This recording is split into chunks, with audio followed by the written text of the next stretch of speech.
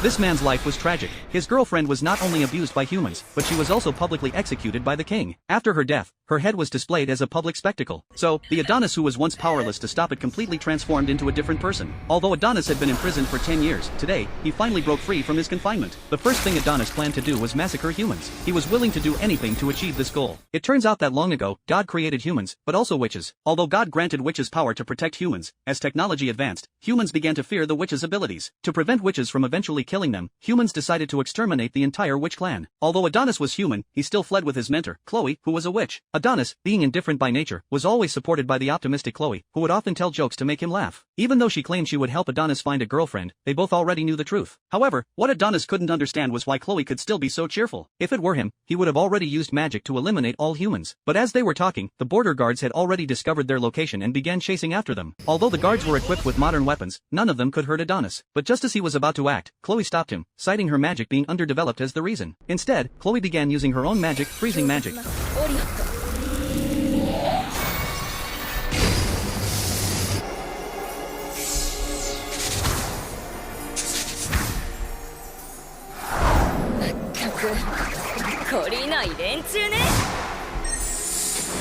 Meanwhile, when the king heard that all the guards had been wiped out, he didn't continue the pursuit because he had a more malicious plan. While Chloe instantly eliminated the pursuers, their location had already been exposed. Adonis, completely unaware, began complaining about Chloe for not letting him fight. But before Chloe could explain, they were suddenly transported to the sky by a strange magic circle. Chloe immediately sensed something was wrong because she recognized this as an advanced space-time teleportation device invented by humans. Using satellites, the target could be transported to a designated location. At the same time, the king began his speech. He blamed all the sins on the witches and incited humans to massacre the witches who had once helped them. Under the king's speech, everyone became extremely excited, but none of them knew that all of this was part of another woman's conspiracy. Almost simultaneously, Adonis and Chloe were teleported to the central square of the empire. Looking at the king before him, Adonis immediately understood their current situation. Since he was human, he planned to buy Chloe some time to escape, but Adonis was still just a child. Before he could even cast any magic, he was pinned to the ground by soldiers. The king's actions completely enraged Chloe. She told the king that if he still valued the lives of his people, he should release her disciple immediately. Chloe was incredibly angry now, and she used her ultimate magic. She told everyone that she and Adonis were both humans, and she didn't want to be their enemy. But now, she had no choice. She had to make sure Adonis survived.